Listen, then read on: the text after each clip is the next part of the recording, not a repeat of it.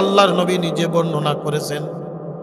আল্লাহর নবী বলেন, বনি ইসরাইলের মধ্যে 3 জন বন্ধু ছিল, একেবারে খুব গাহরাই বন্ধু, অনেক সুন্দর বন্ধুত্ব। একজন আর একজন রেছাড়া চলতো না, কোথাও যেতে গেলে 3 জন একসাথে যাইতো। 3 বন্ধু একদিন নিয়ত করে বসলো, আমরা একটা বড় লং জার্নিতে যাব, লং সফরে যাব, অনেক দূরের সফর হবে। আগে তো এরকম যানবাহন ছিল না, আগে তো এরকম চলার জন্য সুন্দর কোনো ব্যবস্থাপনাও ছিল না, রাস্তাঘাট তেমন একটা ছিল না। পাহাড়ে অথবা জঙ্গলের ভিতর দিয়া যাওয়া লাগতো, হেঁটে অথবা ঘোড়ায় সোয়ার হয়ে বা উঠে সোয়ার হয়ে যাওয়া লাগতো। এত যানবাহন তেমন একটা নাই। 3 বন্ধু নিয়ত করেছে আমরা হেঁটে হেঁটে সফর করব। মাঝে মধ্যে আপনারা দেখেন না, অনেক মানুষ এরকম নিয়ত করে সারা বাংলাদেশের 64 জেলা হেঁটে হেঁটে সফর করব, এরকম অনেক মানুষ কিন্তু বাংলাদেশে পাওয়া যায়। জোরে কোন কথা ঠিক কি ঠিক না? গত কয়েকদিন আগে দেখলাম একটা লোক সাইকেল নিয়ে 64 জেলার প্রত্যেকটা থানায় থানায় সফর করেছে। গত বছর দেখলাম এক লোক হাইটা হাইটা হজ করার জন্য নিয়ত করেছে। হ্যাঁ, হাইটা হাইটা বাংলাদেশ থেকে হজে চলে গেছে। এ কলিজার টুকরা বাজান, 3 বন্ধু নিয়ত করেছে আমরা একটু লং জার্নিতে যাব, সফর করতে যাব। যেই কথা সেই কাজ, কিছুদিনের মধ্যেই সব সফরের সামানা গাট্টি গুট্টা বাইন্দা একসাথে রওনা দিয়া দিছে। পাহাড়ের কিনারা দিয়া যায়, হঠাৎ করে বিরাট একটা ঝড় শুরু হয়ে গেছে। চতুর্দিক থেকে দেখে গাছপালা তরুলতা ভেঙ্গে ভেঙ্গে পড়ে যাচ্ছে। এই অবস্থার মধ্যে তারা কি করবে? এই অবস্থার মধ্যে তো রাস্তা দিয়ে ওই জঙ্গলার পথ দিয়ে হেঁটে যাওয়া যাবে না, নিরাপদ একটা আশ্রয়ে তাদের অবস্থান করা লাগবে। বন্ধুরে আমার, অবস্থানটা করবে আশেপাশে কোনো বাড়ি ঘর দর তেমন কিচ্ছু নাই। হঠাৎ করে তাকায় দেখে পাহাড়ের কিনারায় একটা গর্ত দেখা যায়, একটা গুহা দেখা যায়। একজন ডাক দে বলে, চল না বন্ধু, ওই গুহার ভিতরে গিয়ে একটু আশ্রয় নিব আমরা। ঝড় শেষ হয়ে গেলে ওখান থেকে বাহির হয়ে আবার আমরা রওনা দিব আমাদের গন্তব্য স্থানের দিকে। বন্ধুরে আমার, 3 জনই রওনা দিয়া যায়। গুহার ভিতরে আশ্রয় নিয়ে কেবলমাত্র টুপলা টুপলি গাট্টি গুট্টা রাখছেন। হঠাৎ করে পাহাড়ের উপর থেকে বিরাট একটা পাথর খণ্ড গলাইতে গলাইতে এসে একেবারে ওই গুহার মুখের ভিতরে এমন ভাবে এঁটে গেছে, আলো বাতাস কোনো কিছুই প্রবেশ করে না। কোনো রকম ছিদ্র দেখা যায় কিন্তু আলো বাতাস যায় না। ওই 3 জনে মিলে ধাক্কায়, কিন্তু ধাক্কা এত ভারী একটা পাথর 3 জনের একজন করে প্রথম ধাক্কায় না সরাইতে পারে না। 3 জন একসাথে ধাক্কায় কিন্তু পাথর খণ্ডটা সরানোর মতো সক্ষমতা তারা অর্জন করতে পারে না। ভিতর থেকে বিকট আওয়াজে চিৎকার করে কিন্তু আওয়াজ বাইরে যায় না। ঘরের জানলা দরজা বন্ধ করে বিল্ডিং এর ভিতরে, ঘরের ভিতরে যদি চিল্লায়, বাইরে তেমন একটা আওয়াজ আসে? কথা বলেন, আসে? আরো ছোট্ট একটা গুহা, গুহার মুখ বিরাট একটা পাথর খণ্ড দিয়ে আটকিয়ে রাখা। এই গুহার ভিতর থেকে চিৎকার করে চিৎকারের আওয়াজ বাইরে যায় না। ওই পথ একটু দুর্গম হওয়ার কারণে পথ দিয়ে স্বাভাবিকভাবে লোকজন চলাফেরা করতেছে না। চিন্তায় পড়ে গেছে, এই মুহূর্তে আমরা কি করব? এর মধ্যে তো কয়দিনের খাবার আমাদের কাছে আছে, এরপরেই তো আমরা দুনিয়ার থেকে বিদায় নিয়ে যাব। না কে ক্ষুধার তাড়নায় আমাদের কঙ্কাল হয়ে যাবে, কষ্ট পেয়ে দুনিয়ার থেকে বিদায় নিব। কথা বলেন, আমি আপনাদের কাছে প্রশ্ন করি, দুনিয়ার কোনো মানুষ যেখানে পৌঁছাতে পারে না, পৌঁছাতে পারে কে? দুনিয়ার কোনো মানুষ যে কথা শুনে না, শুনেন কে? দুনিয়ার কোনো মানুষ যেটা করতে পারে না, করতে পারেন কে? দুনিয়ার সব মানুষ যদি মানুষের থেকে মুখটা সরায় নেয়, আল্লাহ যদি তার সহায় থাকে, বলেন তো ওই লোকটা কি কোনো বিপদে পড়তে পারেনি? আল্লাহ যার সাথে আছে, আল্লাহ যার কথা শুনে, ওই লোকটার কোনো বিপদ নাই, আপদ নাই, ওই লোকটা কোনো বিপদে পড়তে পারে না। যতক্ষণ কথা ঠিক কি ঠিক না? 3 বন্ধু এবার পরামর্শ করে কি করা যায়। মানুষ বিপদে পড়লে ডাকে কাকে? মানুষ যখন বিপদে পড়ে, নামাজ নাই, কালাম নাই, ইবাদত নাই, বন্দেগি নাই, যখন বিপদে পড়ে গেছে দেখবেন ও ডাক দেয়, আল্লাহ বাঁচাও, আল্লাহ তাড়াতাড়ি বাঁচাও। তখন পদ্মা সেতু হয় নাই, আমার মাহফিল ছিল বরিশাল, তখন ওই মাওয়া ফেরিঘাটে হয় ফেরি পার হতে হবে, অনেক লম্বা পথ। তো আমরা স্বাভাবিকভাবে স্পিড বোর্ডে পার হয়ে এপারে আসতাম। স্পিড বোর্ডে পার হচ্ছি, পার হওয়ার সময় হঠাৎ করে বিরাট একটা ঢেউ শুরু হয়ে গেছে। আপনার প্রবলভাবে ঢেউ আসতেছে, সমস্ত মানুষ পাগলের মতো, আমরা বেচৈন হয়ে গেছি। এই বুঝি ঢেউ এসে আমাদেরকে নদীর ভিতরে গ্রাস করে নিয়ে যাবে, নদীর ভিতরে ডুবিয়ে মারবে। আমরা তো সব আল্লাহরে ডাকতেছি, আমি একটু মনে মনে আল্লাহরে ডাকতেছি, আল্লাহ আল্লাহ বাঁচাও, আল্লাহ বাঁচাও। আর কিছু কিছু লোকজন আছে, বিশেষ করে 2-4টা মহিলা ছিল, আর কি চিৎকার করতেছে। আমি বলে চিৎকার করেন না, মনে মনে আল্লাহরে ডাকেন। এক হিন্দু মহিলা ছিল ওর মধ্যে, ওই হিন্দু মহিলা প্রথম শুরু করেছে রাম রাম রাম রাম রাম রাম রাম রাম। এরপরে দেখে যে না, রামে কোনো কাজ করতেছে না, আমারে ডাক দেখা, হুজুর ওই যে আল্লাহ নাকিটা আছে ওইটা ডাকেন না একটু জোরে জোরে, এই বিপদ থেকে যেন বাঁচ। হিন্দু পর্যন্ত ডাকতেছে কারে, কথা কয় না। আমাদের ডাকতে মন চায় না, জোরে কন্যা আল্লাহু আকবার, আরো জোরে বলেন আল্লাহু আকবার। अल्लाह अल्लाह क्या मुबारक नाम है, अल्लाह अल्लाह मोमिनू का काम है, अल्लाह अल्लाह क्या मुबारक नाम है, अल्लाह अल्लाह आशिकू का काम है। अल्लाह के जरा विश्वास करे विपदे आपदे सर्वहालाते डाके कार जोरे कर। ওই তিন বন্ধু বিপদের মুহূর্তে এবার ডাক দে বলে কি করব। একজন ডাক দে বলে এখন আল্লাহ ছাড়া আমাদের বাঁচানোর কেউ নাই, আল্লাহ তাআলা আমাদেরকে বাঁচাইতে পারেন। আমরা কত চিৎকার করলাম বাঁচার জন্য, কত চেষ্টা করলাম, কোনোভাবেই যেহেতু কাজ হচ্ছে না, একটা কাজ করো, আল্লাহর কাছে ডাকার মতো ডাকো। কেমনে ডাকবো কেমনে ডাকবো? ডাক দে বলে ঈসা রুহুল্লাহর কাছে কি তোমরা শুনো নাই?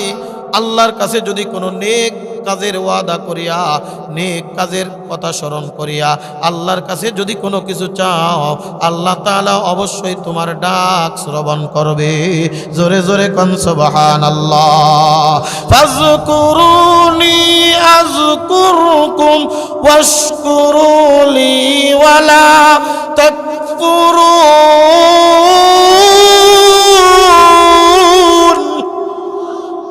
আল্লাহ পাক রব্বুল আলামিন ডাকতে বলে বান্দা তুমি আমারে স্মরণ করো, আমি তোমারেও স্মরণ করব।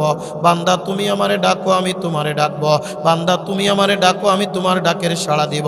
বান্দা যতবার তুমি আমায় আল্লাহরে ডাকবা, ততবার আমি আল্লাহর তুমি কাছে পাইবা। দুনিয়ার সমস্ত মানুষ ঘুমায়া যায়, দুনিয়ার সমস্ত মানুষের খাওয়া দাওয়া আছে, দুনিয়ার সমস্ত মানুষের ঘুম আছে, দুনিয়ার সমস্ত মানুষের জরুরত আছে।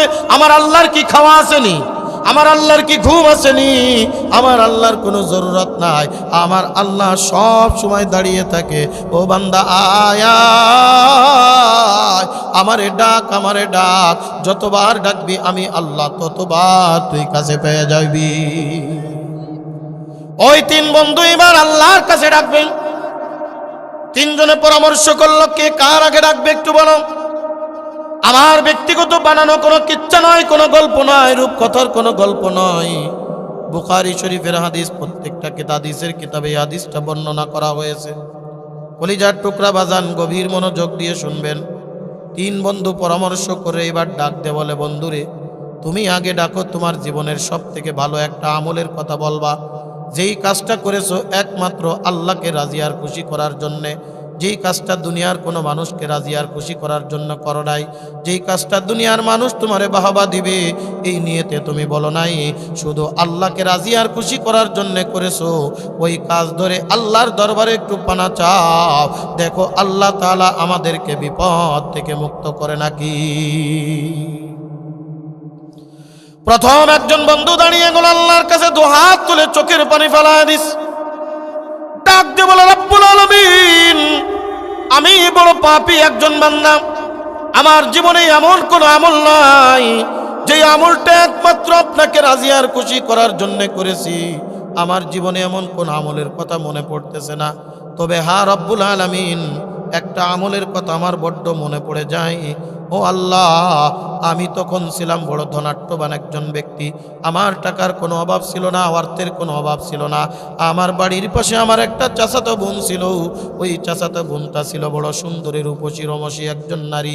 আমার একটা চাহিদা ছিল, চাচাতো বোনের সাথে আমি সম্পর্ক তৈরি করব, অন্যায় করব, অবিচার করব, বেবিচার করব। কিন্তু আমার চাচাতো বোন আপনার এত প্রিয় একজন বান্দি ছিল, আপনার একজন মহাব্বতের একজন বান্দি ছিল, আপনার এত ভালোবাসতো, আর সে কোনো দিন আমার কুপ্রস্তাবে রাজি হয় নাই। কত তাকে আমি উপঢৌকনের দেওয়ার চেষ্টা করলাম, কোনো দিন আমার উপঢৌকন পর্যন্ত নেই নাই। কতবার আমি তারে অর্থের লোভ দেখাইলাম, কোনো অর্থের লোভ তারে আমাকে খারাপ কাজের দিকে নিয়ে আসতে পারে নাই। ও রব্বুল আলামিন, ঘটনা তো আপনি ভালো করেই জানেন। একদিন এমন হয়েছে, তার বাবা বড় অসুস্থ হয়ে পড়ে গেল। তার কাছে টাকা নাই, পয়সা নাই, গরিব মানুষ যেহেতু, তার ডাক্তার দেখানো লাগবে, কবিরাজ দেখানো লাগবে। কবিরাজ এত টাকা চেয়ে বসেছে, তার দেওয়ার মতো কোনো তৌফিক নাই, সুযোগ নাই। চতুর্দিক থেকে টাকা ধার করার চেষ্টা করছে, কোথাও যখন পায় নাই, সর্বশেষ আমার কাছে দৌড়ায় চলে আসছে। ভাইজান, আপনি তো আমার আপন চাচাতো ভাই, আপনি তো আমার রক্তের সম্পর্কের ভাই। আপনার বাবা আর আমার বাবা তো আপন দুইটা ভাই। আমার বাবা মরণাপন্ন অবস্থায়, অসুস্থ অবস্থায় হাসপাতালের বিছানায়, কবিরাজের বাড়ি, ডাক্তার বাড়িতে অবস্থান করতেছে। এত টাকা লাগবে, যদি না দিতে পারি অপারেশন হবে না, জলদি করে কিছু টাকা দেন, পরবর্তীতে কাজ করে আপনার টাকা আমি পরিশোধ করে দিব। ওই আল্লাহর বান্দা রাখতে বলে, মালিক রব্বুল আলামিন, আমার বোন যখন আমার কাছে টাকা ধার করার জন্য আসলো, আমি এই সুযোগটাকে সুবর্ণ সুযোগ মনে করে নিলাম। আমি এই সুযোগটাকে কাজে লাগানোর চেষ্টা করলাম। আমার শয়তানি দিলটা তখন উতলে উঠল, আমার শয়তানি মনটা তখন ভারাক্রান্ত হয়ে গেল। আমি তখন তাকে বললাম, বোন রে, আমার কাছে টাকা নাই বলে জানি টাকা আছে, দিবেন না। আমি কত জায়গায় চেষ্টা করলাম, কেউ দেয় নাই। শেষ ভরসা আপনার কাছে এসেছি, নতুবা আমার বাবা তো অপারেশন হবে না, দুনিয়ার থেকে বিদায় নিবে। ডাক দিয়ে বলে, বোন রে, আমি তোমারে টাকা দিতে পারি, তোমার কোনো দিন টাকা ফেরত দেওয়া লাগবে না, তবে একটা শর্ত আছে। আর তোমার যত টাকা লাগে না, একটা শর্ত হলো তুমি এক রাত আমার সাথে সময় কাটাবা। জোরে জোরে কন্যা নাউজুবিল্লাহ। শর্ত কি? এক রাত আমার সাথে সময় দেবা, তোমার যা লাগবে আমি তাই দিব। ডাক দে বলে, মালিক রব্বুল আলামিন, প্রথমে আমার বোন রাজি হয় নাই, আমাকে রাগান্বিত করে আমাকে রাগ দেখায় চলে গেল। সর্বশেষ অবস্থা যখন দেখা গেল টাকা ছাড়া বিকল্প কোনো পথ নাই, আমার বোনদের উপায় হয়ে আমার কাছে এসে চোখের পানি ফেলায়া দিছে। ডাক দে বলে, ভাইজান, বাবা ছাড়া পৃথিবীতে আপন বলতে আমার কেউ নাই। এই বাবা যদি দুনিয়ার থেকে বিদায় নিয়ে যায়, আমি একা মহিলা মানুষ কি করব, আমার উপায়টা বা কি হবে? ও ভাইজান, আমি কত জনের কাছে টাকা চাইলাম, কেউ তো সুন্দরভাবে টাকা পয়সা দিতে চায় না। আপনি যে প্রস্তাব দিয়েছেন, চিন্তা করলাম এরকম কয়েকজনই আমাকে প্রস্তাব দিয়া দিছে। বাইরের মানুষের কাছ থেকে ইজ্জত খোয়ানোর থেকে নিজের মানুষের কাছ থেকে ইজ্জত খোয়ানো ভালো। ভাই, আপনি আমাকে অর্থ দেন, টাকা দেন, আপনার মনে যা চায় আপনি তাই করবেন, তবে শর্ত হলো এখন না, এখন একটা সময় দিলাম। আমার বাবা হয়তো বা একটু সুস্থ হলে অথবা এই কয়েকদিন পরে আপনার কাছে ঠিক আমি সাক্ষাৎ করব। ওই বান্দা ডাকতে বলে, মালিক রব্বুল আলামিন, আমি আমার বোনের কথায় বিশ্বস্ত হয়ে আমি তাকে টাকা দিয়ে দিলাম। তার বাবাও সুস্থ হয়ে গেল, কথা অনুযায়ী দিনক্ষণ চলে আসলো। একদিন ডাকতে বললাম, বোন, তোমার ওয়াদা কি তুমি রক্ষা করবা না, নাকি বিকল্প কোনো ব্যবস্থা করা লাগবে? বোন ডাক দে বলে, ভাই, আমি মনে আছে আমার কথা, আগামীকাল রাত্রেই ঠিক আপনার সাথে ওয়াদা মোতাবেক রাত্র যাপন করব, আপনার সাথে রাত্র যাপন হবে। কলিজার টুকরা বাজান ডাক দে বলে, ও মালিক রব্বুল আলামিন, আমি অপেক্ষা করতেছিলাম রাত্রটা কখন হয়। আস্তে আস্তে সন্ধ্যা ঘনিয়ে আসলো, আস্তে আস্তে সূর্য ডুবে গেল, আস্তে আস্তে রাত হইতে থাকলো, আর দিলের ভিতরে আমার ধড়কন বাড়তে থাকলো, আমার আজকের সেই কাঙ্ক্ষিত দিনটা হবে। ঘরটারে আমি সুন্দর করে সাজাইলাম, আতর গোলাপ দিয়া খুব সুন্দর করে মনোরম পরিবেশ করলাম, বাসর রাত্রের মতো একটা সুন্দর করে কাঠ পালঙ্ক সব সাজায় ফেললাম। আমার বোন আসবে, আমার চাহিদা পূরণ হবে, আমার দীর্ঘদিনের তামান্নাটা আজকে পূরণ হয়ে যাবে। করে ডাক দেয়, মালিক রব্বুল আলামিন। দেখতে দেখতে রাত্রটা একটু গভীর হয়ে যায়, হঠাৎ করে আমার দরজায় একটা কারাঘাত পড়ে গেছে। আমার বোনের মিষ্টি কণ্ঠে ডাক দিচ্ছে, ভাই বাসায় আছে? ওই আল্লাহর বান্দা ডাক দেয়, ও মালিক,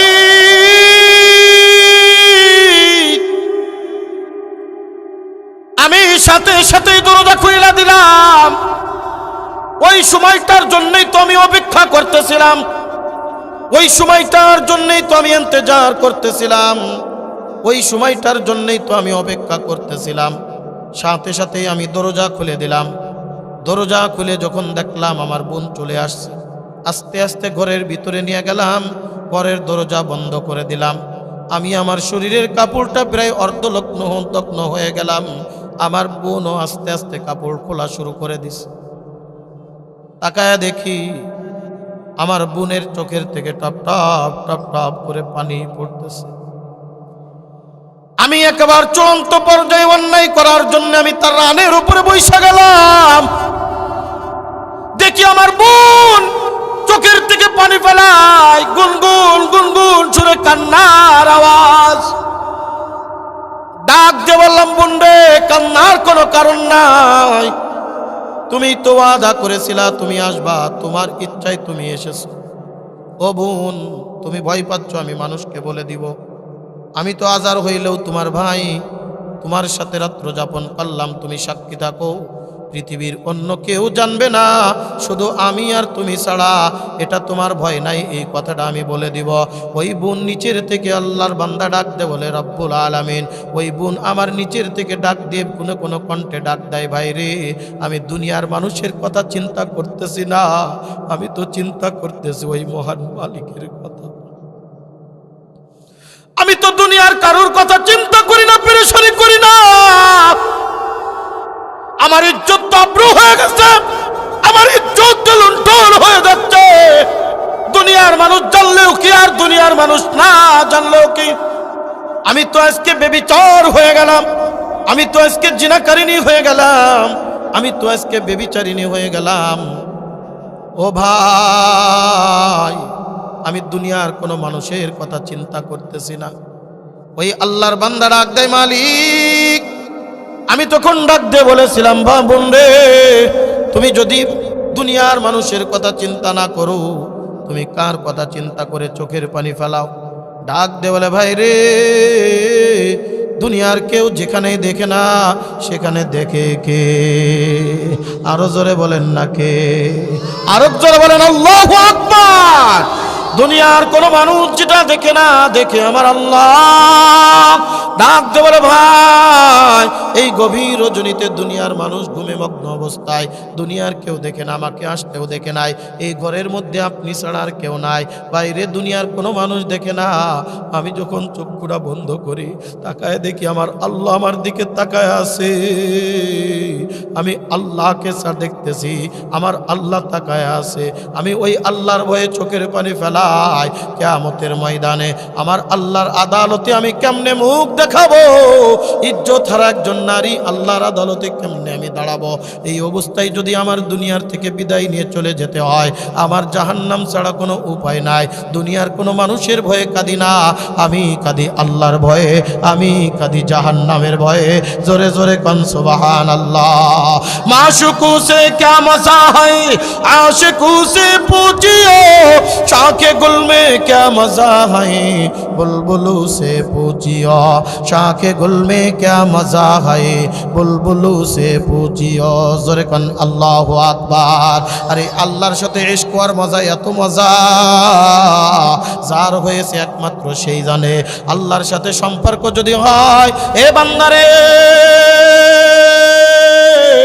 ওই বান্দা কোনোদিন হারাম কাজে লিপ্ত হইতে পারে না, ওই বান্দা কোনোদিন সুদের কাজে যাইতে পারে না, ওই বান্দা কোনোদিন ঘুষের কাজে যাইতে পারে না, ওই বান্দা কোনোদিন হারামের থেকে আরাম কাজে যাইতে পারে না। মুয়াজ্জিন যখন আজান দিয়া দেয় হাইয়া আলাস সালাহ, মুয়াজ্জিন যখন আজান দিয়া দেয় হাইয়া আলাল ফালাহ, আরে আল্লাহর সাথে যার সম্পর্ক হয়ে যায়, ওই বান্দা চায়ের দোকানে আড্ডা দিতে পারে না, ওই বান্দা দুনিয়ার নাজ নিয়ামতের ভিতরে পড়ে থাকতে পারে না, ওই বান্দা দুনিয়ার হারাম কাজের ভিতরে পড়ে থাকতে পারে না। ও দৌড়ায় চলে যাইবে আল্লাহর ঘরে। আল্লাহর ঘরে গিয়ে আল্লাহর কুদরতি পে সেজদা অবনত হইয়া মাথাটা মাটির সাথে লাগায়া ডাক দিয়ে বলবে সুবহানা রাব্বিয়াল আলা, সুবহানা রাব্বিয়াল আলা, সুবহানা রাব্বিয়াল আলা। নিজের মাথা নত করে দিবে, আমার আল্লাহর বরত্ব বয়ান করবে। নিজের মাথা নত করে দিবে, আমার আল্লাহর বরত্ব বয়ান করবে। ওই আল্লাহর বান্দা ডাকতে বলে মালিক রব্বুল আলামিন, আমি যখন আমার বোনের থেকে নির্জন নিরিবিলি কক্ষের মধ্যে গভীর রজনীতে এই কথাগুলি আমি শ্রবণ করলাম, হঠাৎ করে আমার দিলের ভিতরে কেমন জানি একটা ধাক্কা লেগে গেল। ওগো আল্লাহ, দিলের খবর তো আপনি ভালো করে জানেন, দিলের খবর তো আপনি সুন্দর করে জানেন। আমি যদি ওই সময় আমার বোনের সাথে অন্যায় করতাম, দুনিয়ার কেউ ঠেকাইতে পারতো না। আমি এই কথা বলার সাথে সাথে, তার চোখের পানি দেখার সাথে সাথে আমি এক ঝটকায় আমার বোনের রানের উপর থেকে নিচেই বসে গেলাম। আমি ডাক দিয়ে বললাম, বোন রে, তোমার গায়ের কাপড়টা তুমি পরিধান করে নাও, জলদি করে যাও, জলদি করে যাও। আমি তোমার সাথে অন্যায় করতে পারি না, আমি তোমার সাথে অপরাধ করতে পারি না। যাও যাও, তুমি আমার থেকে যত ঋণ নিয়েছো, আল্লাহর কসম করে বলি আমি তোমাকে একেবারে মাফ করে দিলাম, আর কোনোদিন দেওয়া লাগবে না। জোরে জোরে কোন সুবহানাল্লাহ। ওই আল্লাহর বান্দা ডাকতে বলে মালিক রব্বুল আলামিন, আপনি ভালো করে জানেন এই কাজটা একমাত্র আমি আল্লাহ আপনাকে রাজি আর খুশি করার জন্য করেছিলাম। ইচ্ছা করলে আমি অন্যায় করতে পারতাম, অপরাধ করতে পারতাম, দুনিয়ার কোনো মানুষ দেখতো না, দুনিয়ার কোনো মানুষ জানতো না, আমার কায়েসাত আমি পূরণ করতে পারতাম। কিন্তু না, যখন দেখলাম একজন মা, একজন মহিলা আল্লাহ তোমাকে এত মহব্বত করে আর ভালোবাসে, আমি তার সাথে কেমন করে অন্যায় করতে পারি, আমি তার সাথে কেমন করে অপরাধ করতে পারি। ও রব্বুল আলামিন, সাথে সাথেই আমি তারে সরাইয়া দিলাম। এই কাজটা যদি আমি তোমার রাজি আর খুশি করার জন্য করে থাকি, ওগো আল্লাহ, আজকে যে কঠিন বিপদের মধ্যে আমরা পড়ে গিয়েছি, এই যে কঠিন গুহার ভিতরে আমরা পড়ে গিয়েছি, দুনিয়ার কেউ আমাদের সাহায্য করতে পারে না, আর পারবেও না। আল্লাহ, তুমি ছাড়া আমাদের আর কোনো উপায় নাই। ওগো আল্লাহ, আজকের এই কঠিন বিপদ থেকে আমাদেরকে উদ্ধার করেন। হাদিসে পাকের ভিতরে আল্লাহর নবী সাল্লাল্লাহু আলাইহি ওয়াসাল্লাম বলেন, তিন বন্ধুর প্রথম বন্ধু যখন আল্লাহর দরবারে তার ভালো আমল একমাত্র আল্লাহকে রাজি আর খুশি করার উদ্দেশ্যে যে কাজটা করেছিল, এই কাজ ধরে আল্লাহর কাছে দোয়া করলো, আল্লাহ পাক রব্বুল আলামিন সাথে সাথে ওই পাথর খণ্ডটা হালকা একটু সরিয়ে দিল। জোরে কোন সুবহানাল্লাহ। একটু আলো বাতাস আসে, কিন্তু সেখান থেকে বাইর হওয়া যায় না, আর সেখান থেকে সরায়াও আর উপরেও যাইতে পারে না। এইবার ডাক দিয়ে কয়, বন্ধুরে, আমি তো আমার কথা বললাম, আল্লাহ তাআলা অল্প একটু আমাদের বিপদ থেকে উদ্ধার করলেন, এখন সুন্দর করে নিঃশ্বাস নেওয়া যায়, রাত দিন বোঝা যায়, এবং কোনো রকমভাবে একটু অবস্থান নাই করা যায়। এখন চিৎকার করলে মানুষের কাছেও যাওয়া যাবে ঠিক, কিন্তু তোমরা দুইজন এখনো বাকি আছো, তোমাদের কথা বলো আর আল্লাহর কাছে দোয়া করো।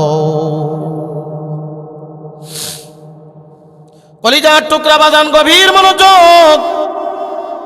দ্বিতীয় বন্ধু এবার দাঁড়িয়ে গেছে, মালিক রব্বুল আলামিন, আমার জীবনে এমন কোনো গুনাহ নাই যেই গুনাহ আমি করি নাই, আমার কাছে বলার মতো এমন কোনো নেকি নাই যেই নেকিটা আমি করেছি। ও মালিক রব্বুল আলামিন, তবে আমার একটা নেকির কথা বড় মনে পড়ে যায়, আমার একটা কথা বড় মনে পড়ে, যেটা একমাত্র আপনাকে রাজি আর খুশি করার জন্য করেছিলাম। দ্বিতীয় বন্ধু ডাক দেয়, ও আল্লাহ, ওই সময় আমিও অনেক টাকাওয়ালা ছিলাম, পয়সাওয়ালা ছিলাম, আমার আন্ডারে অনেক লোক কাজকর্ম করত, অনেক রাখাল আমি রেখেছিলাম, অনেক দিন মজুরি করতো আমার এখানে।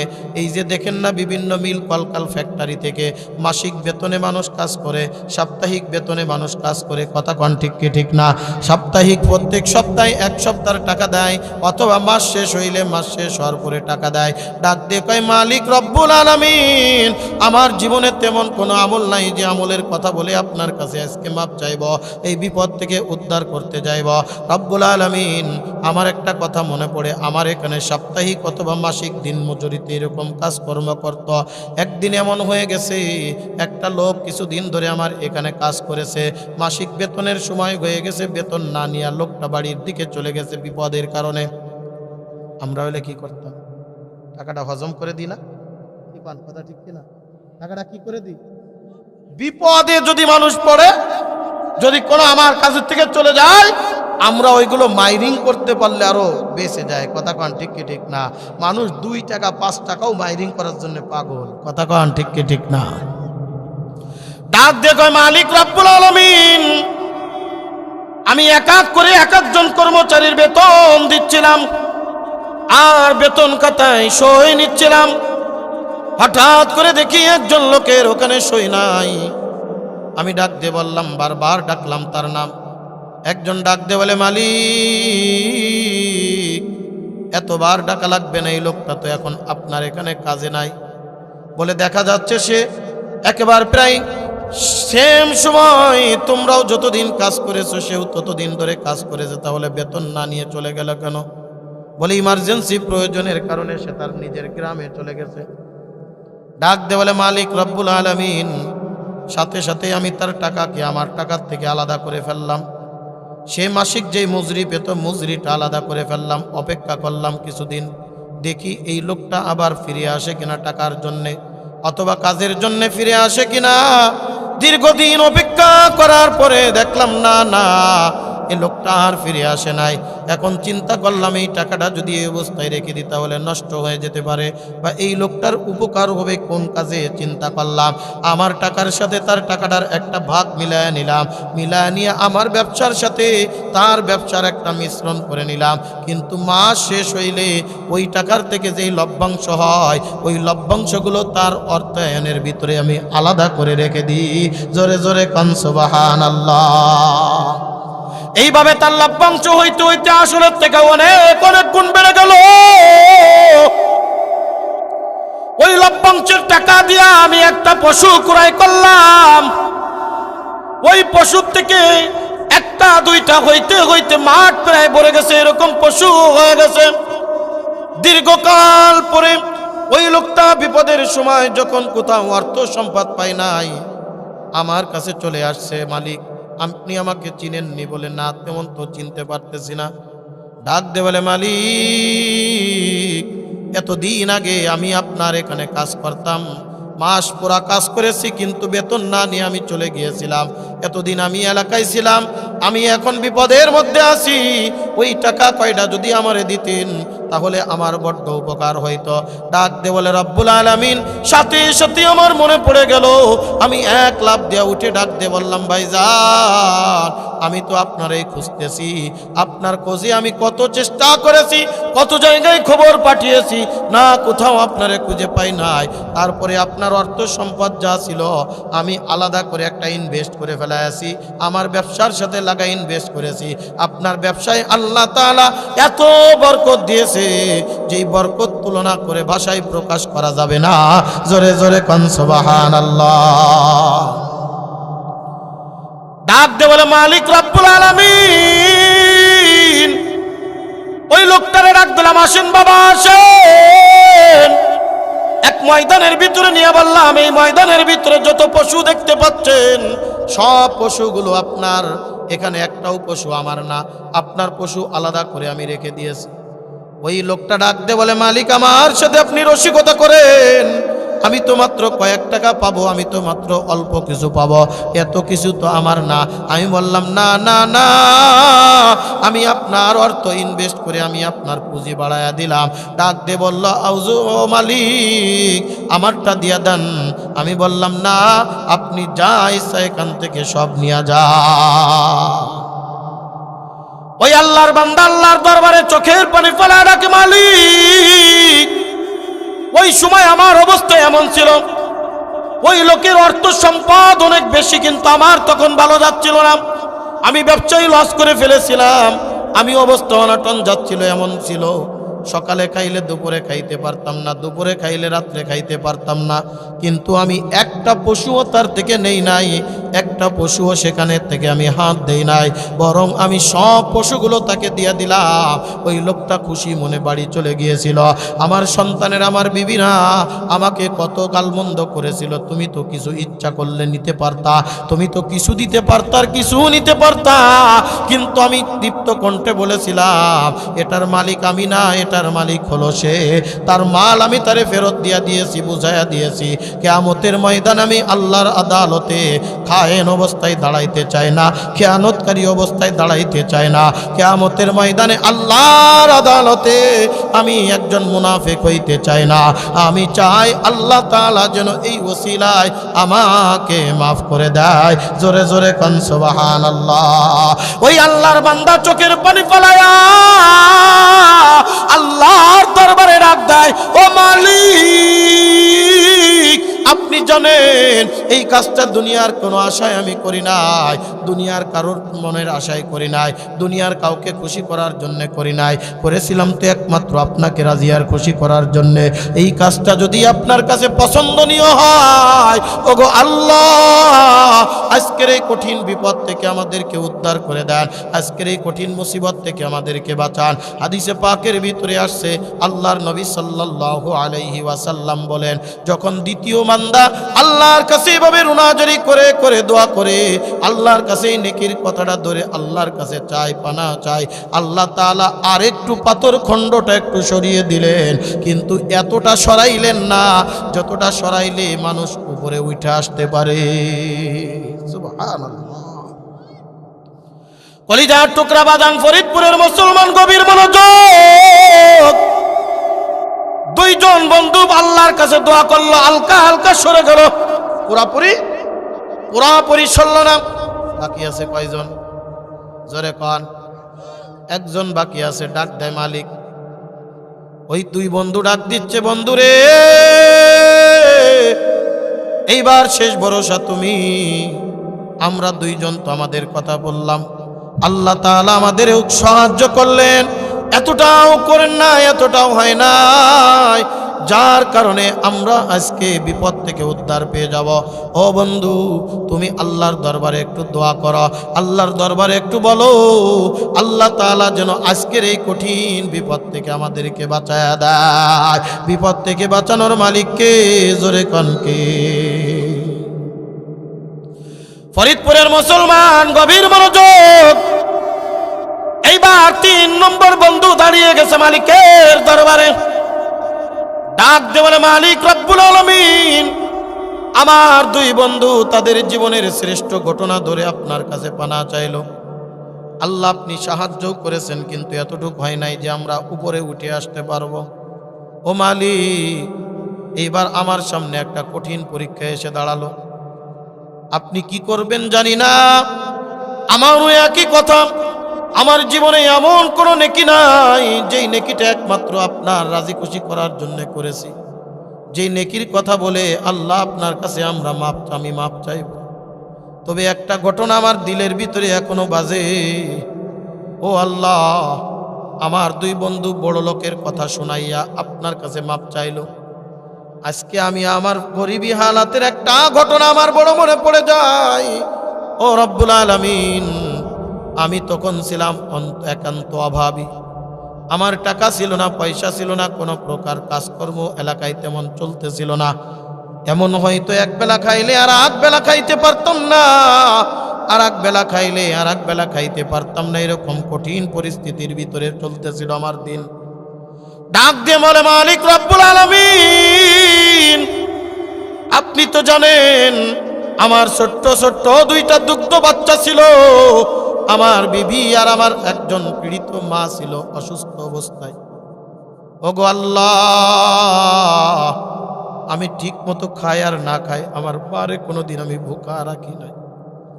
ও মালিক রব্বুল আলামিন, আমি ঠিক মতো পড়তে পারি আর না পারি, আমার মাকে কোনোদিন আমি উলঙ্গ অবস্থায় রাখি নাই, তারে নতুন নতুন কাপড় দিতাম। আল্লাহ, আমার অবস্থা তেমন একটা ভালো ছিল না, মারে হয়তোবা ঠিক মতো এরকম ভাবে খাওয়াইতে পারতাম না। তবে আমার বাড়িতে একটা দুগ্ধ দেওয়া একটা গাই বাছুর ছিল।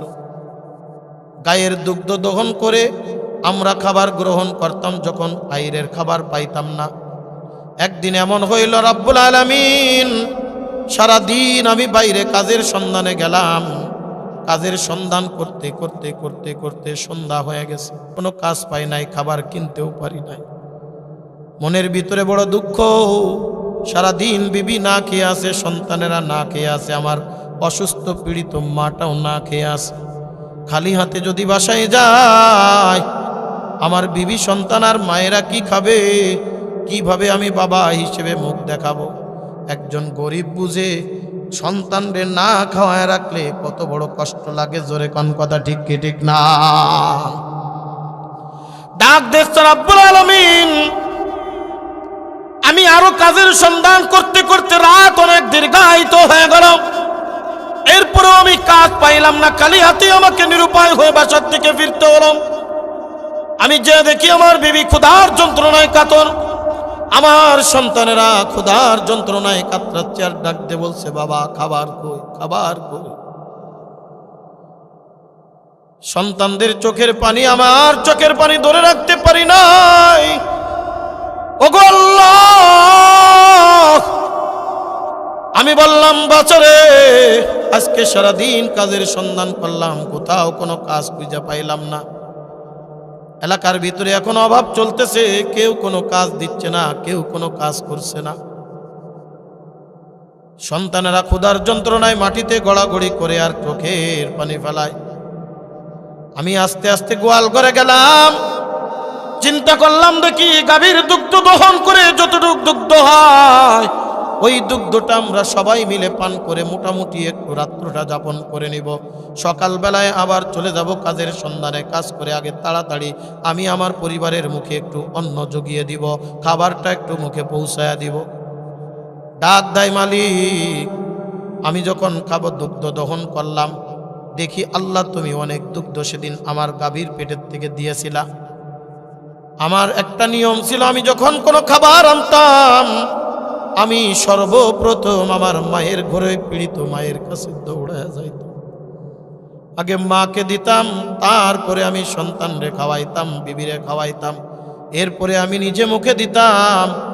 ওগো আল্লাহ, আমি যখন যা দেখি আমার মা ঘুমন্ত অবস্থায় ঘুমিয়ে গেছে। আজকে মা কি জিনিস আমরা বুঝি না, বাবা কি জিনিস বুঝি না। মাকে কষ্ট দেয়, বাবাকে কষ্ট দেয়, আছে না নাই? মায়ের সাথে কথা বলে না, বাবার সাথে কথা বলে না, মাকে মা বলে ডাকে না। মা হয়ে গেছে বৃদ্ধা, বাবা হয়ে গেছে বৃদ্ধ। মা তোমার কাছে তখন আর ভালো লাগে না। এই মা হয় বুড়ি আর বাবা হয় বুড়া। কথা কোন ঠিক কি ঠিক? অথচ আল্লাহ পাক রব্বুল আলামিন এই পৃথিবীর জমিনের ভিতরে যত নিয়ামত দান করেছেন, শ্রেষ্ঠতম নিয়ামতের মধ্যে একটা নিয়ামত হলো মার বাবা।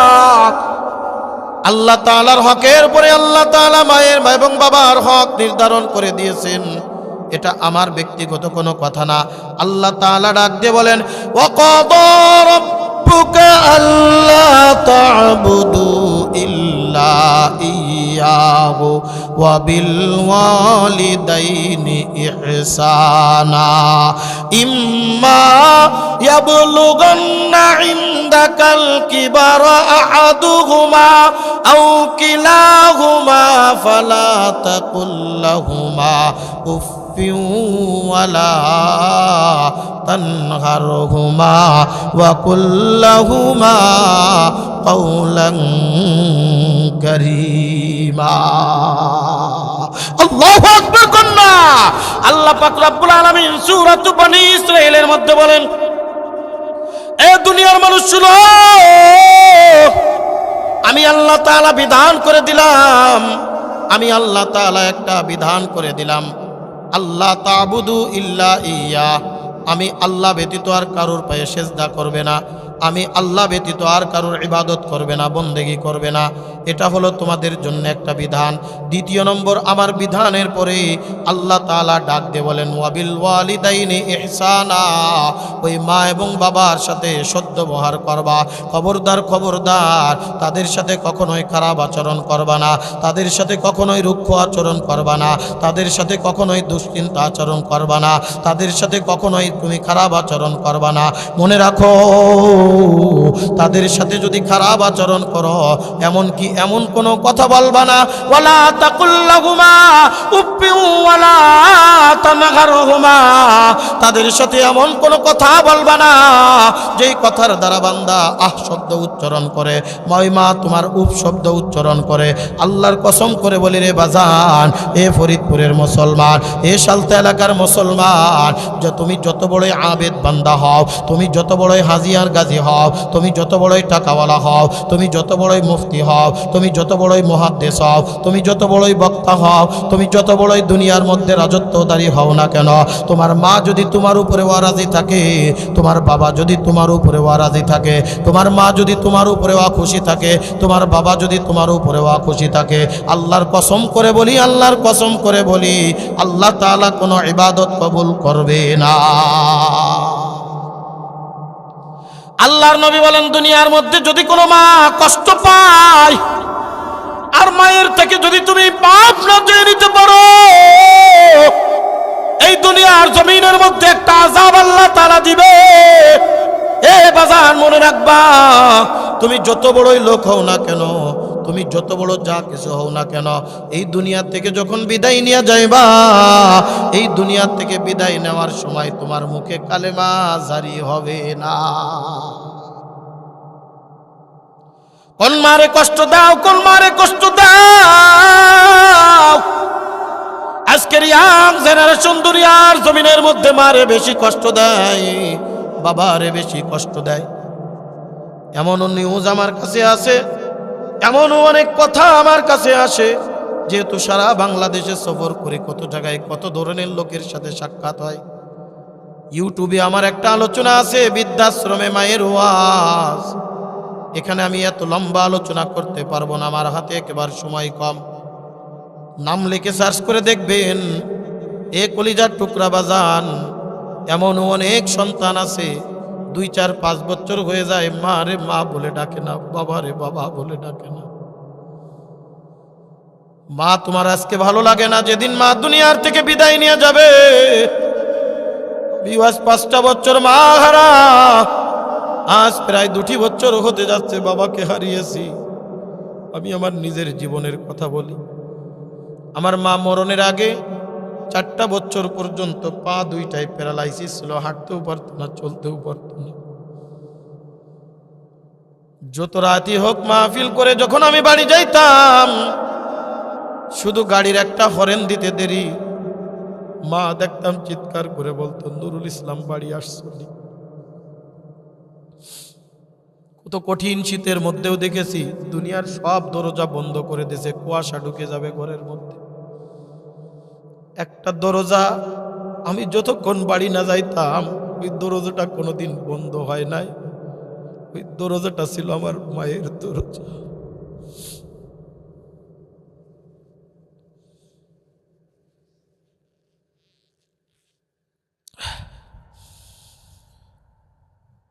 মারে একদিন ডাকতে বলেছিলাম, মারে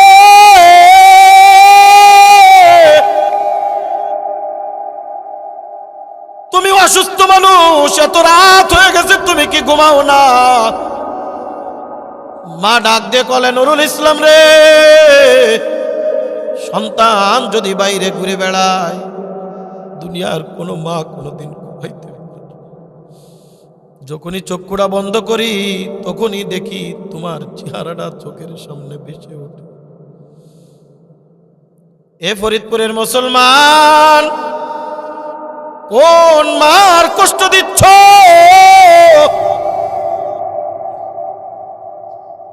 মায়ের সাথে যতই খারাপ আচরণ করো না কেন, তুমি যদি বিপদে পড়ে যাও, দুনিয়ার কোনো মানুষ খবর না নিলেও দেখবা মা কোনো দিন বসে থাকতে পারে না।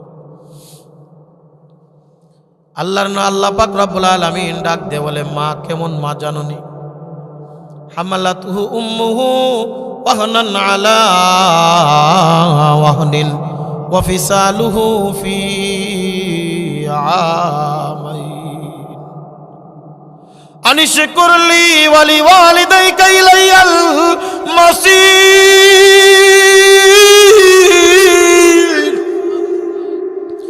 আল্লাহ তাআলা ডাক দিয়ে বলেন, কোন মা জানো? একদিন 2 দিন নয়, 1 মাস 2 মাস নয়, কমপক্ষে 10 মাস 10 দিন যে মা তোমারে গর্ভের ভিতরে ধারণ করেছে, তোমার মা যাকে এসে মায়ের নাড়ির সাথে তোমার একটা নাড়ির কানেকশন আমি করে দিয়েছি, ওই কানেকশন দিয়া তুমিও খাবারটা গ্রহণ করেছো। দুনিয়ায় দেখবেন মুরগির বাচ্চা মুরগি দেয়, ছাগলের বাচ্চা ছাগলের বাচ্চা দেয়। দুনিয়ায় দেখবেন গরুর বাচ্চা দেয়, একবার পড়ে আবার উঠে, একবার পড়ে আবার উঠে। দেখবেন মায়ের বানে দুধ পান করে, কথা কন ঠিক কি ঠিক না? নিজের খাবার নিজে খায় নাই, নিজের খাবার নিজে খায়।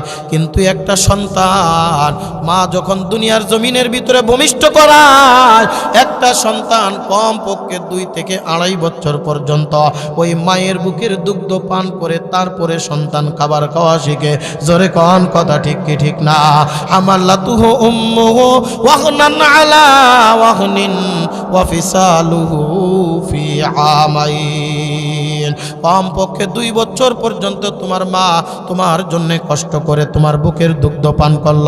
শুধু তাই নয়, যতদিন পর্যন্ত দুনিয়ার জমিনে বেঁচে আছে মা, ততদিন পর্যন্ত তোমার সুখে দুঃখের সাথী থাকবে। দুনিয়ার সমস্ত মানুষের ভালোবাসার ভিতরে একটা কোনো প্রকার স্বার্থ লুকায়া থাকে। একমাত্র পৃথিবীর জমিনের মধ্যে একটা মানুষ আছে, যেই মানুষের ভালোবাসার মধ্যে কোনো স্বার্থ নাই। ওই মানুষটার নাম কি? জোরে ফরিদপুরের মুসলমান গভীর মনোযোগ, ওই দিকে আমার আলোচনা নিব না। মনে আছে ওই 3 বন্ধুর 3 নম্বর বন্ধু? মনে আছে কথা? ওই 3 নম্বর বন্ধু ডাক দে বলে, মালিক রব্বুল আলামিন, আমি যখন দুগ্ধ দহন করে আমি মায়ের সামনে গেলাম, যায় দেখি মা ঘুমায় আছে। এখন আমার দিলের ভিতরে ঝটকা লাগা শুরু করে দিল। এই দুগ্ধ কি আমি আমার সন্তান পরিবার পান করে মায়ের জন্য আলাদা রেখে দিব নাকি?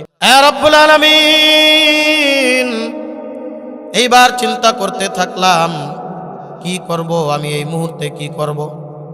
আল্লাহ, আমি কিং কর্তব্য বিমূঢ় হয়েছিলাম, আমি বড় বেচিন হয়েছিলাম, আমি বড় উদাসীন হয়ে গিয়েছিলাম। এদিকে আমার স্ত্রী পাশে দাঁড়ানো, সন্তানেরা পাশে দাঁড়ানো, সারাদিন ক্ষুধার্ত অবস্থা। ও আল্লাহ,